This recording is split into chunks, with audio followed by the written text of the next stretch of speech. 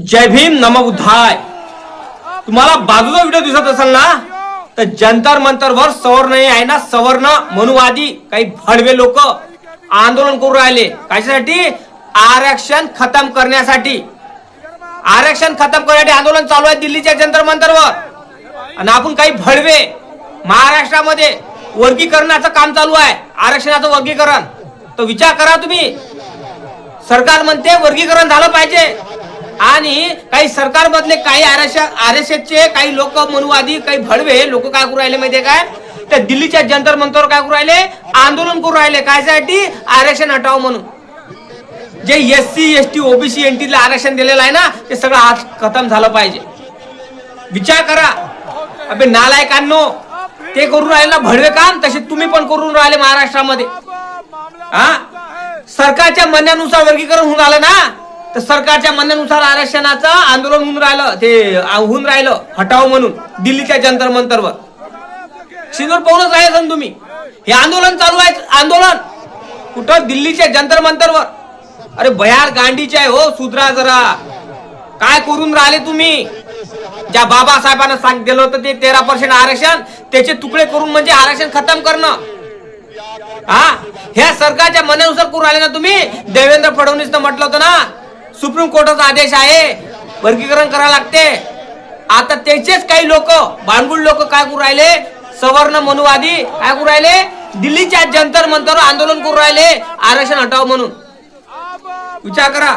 म्हणजे हे वर्गीकरण करणं म्हणजे आरक्षणाचं कत्ल करणं होय. आणि तिथं काय करू राहिले? ते आरक्षण खतम करा, आरक्षण ठूस नका. मग विचार करा तुम्ही कुठं जगून राहिले. तुमच्याच विरोधात आहे सरकार. तर म्हणता ना आमच्या सगळं देवेंद्र फडणवीस एकनाथ शिंदे अमकाय ठमका आरएसएस आम्हाला सांगितलं. काही नाही भाऊ, सगळं चुत्या बनवून राहिले तुम्हाला. चुत्या कळलं काय? चुत्या बनवून चालू आहे. म्हणून ते आंबेडकरी समाज हा वर्गीकरणाच्या विरोधात आहे, आरक्षण वाचलं पाहिजे म्हणून. आणि त्याला तुम्ही शिव्या देता, त्याची आई बहिणीवर शिव्या देता. माझ्या दोन्ही समाजाला एकच म्हणत आहे, मांग आणि महारांनो, कानात तेल टाकान ऐका मी काय बोलून राहिलो. तुम्हाला संघटित व्हायचं आहे. 2029 मध्ये तुमचा सत्तेमध्ये तुमचा आमदार खासदार झाला पाहिजे संघटित होऊन. तेव्हा तुम्हाला नोकऱ्या मिळणार.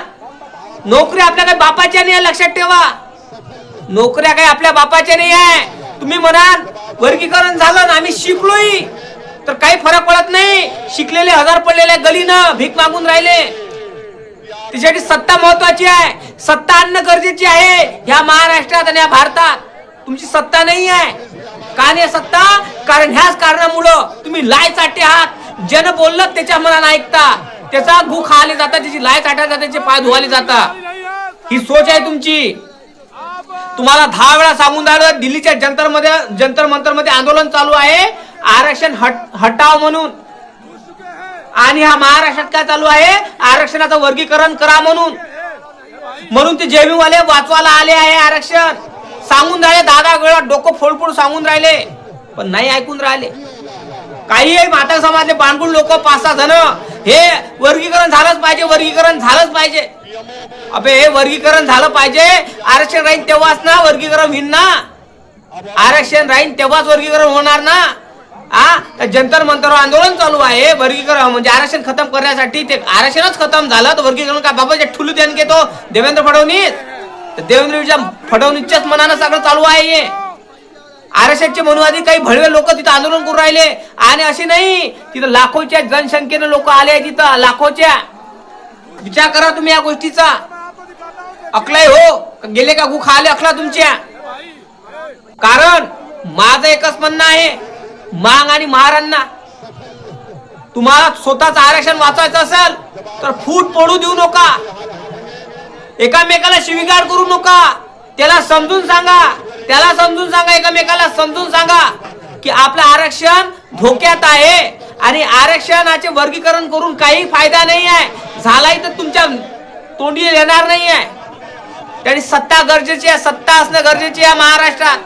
जोपर्यंत सत्तेधारी होणार नाही, शासनकर्ते होणार नाही, तोपर्यंत तुमचे लेकर कलेक्टर काय चपराशी लागणार नाही, चपराशी लागणार नाही. मी बौद्धांना आणि मागांना सांगून राहिलो, महाराजांना सांगून राहिलो, ऐका, आज कोळू बोलून राहिलं पण सत्य बोलून राहिलो, माझ्या मनातलं सांगून राहिलो मी तुम्हाला. ज्या जंतर मंतर आंदोलन चालू आहे ना, तिथे एकच घोषणा आहे, आरक्षण हटाव, आरक्षण हटाव, आरक्षण हटाव. का करू राहिलं? कारण तुमची प्रसिद्धी पाहू शकून राहिले नाही, ते जळून राहिले. त्या कारणामुळं तुम्हाला वाचवायचं असेल तुमचं आरक्षण, तर मांग आणि महाराणा एक होणं गरजेचं आहे. मांग आणि महाराणा एक होणं गरजेचं आहे, लक्षात ठेवा. ज्या दिवशी एक व्हाल, त्या कोणाचाही मायचा लाल आपल्या आरक्षणाला धक्का लावू शकणार नाही. पण एक नाही आहे, ह्या सरकारला असं वाटते, आता सरकारनं साधून घेतलं तुमच्यामध्ये फूट पाळून, ह्या सरकारनं साधून घेतलं तुमच्यामध्ये फूट पाडून. आता सरकारला असं वाटते की आता याच्यामध्ये फूट पडली, एकी नाही आहे. आता काय, चला आंदोलनात जे आंदोलन केलं आहे ना, त्यांनी चालू केलं आहे ना दिल्लीच्या जंतर मंतरवर, तिथं काय चालू आहे, आरक्षण हटाव आंदोलन. आणि तिथं असं नाही, लाखोच्या संख्येनं लोक आलेले आहे आरक्षण हटाव म्हणून. विचार करा, आंदोलन चालू आहे, आंदोलन, आणि इथं वर्गीकरण चालू आहे. वर्गीकरण जाऊ द्या बाजूला, अगोदर एक व्हा, एक होणं गरजेचं आहे. मांग आणि महाराजांना माझं एकच म्हणणं आहे, अगोदर एक व्हा.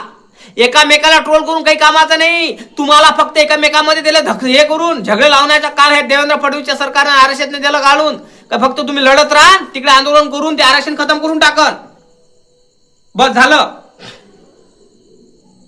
आरक्षण हटवाचं आंदोलन चालू आहे दिल्लीच्या जंतर मंतरवर, लाखोच्या संख्येने लोक येऊन राहिले तिथं.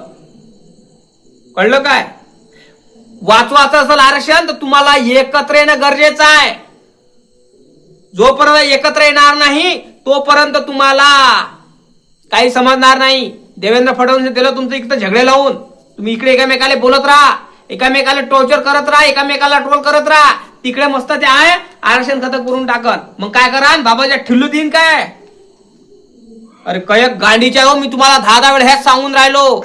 एकीकरण येणं गरजेचं आहे, एकत्र येणं गरजेचं आहे, संघटित होणं गरजेचं आहे.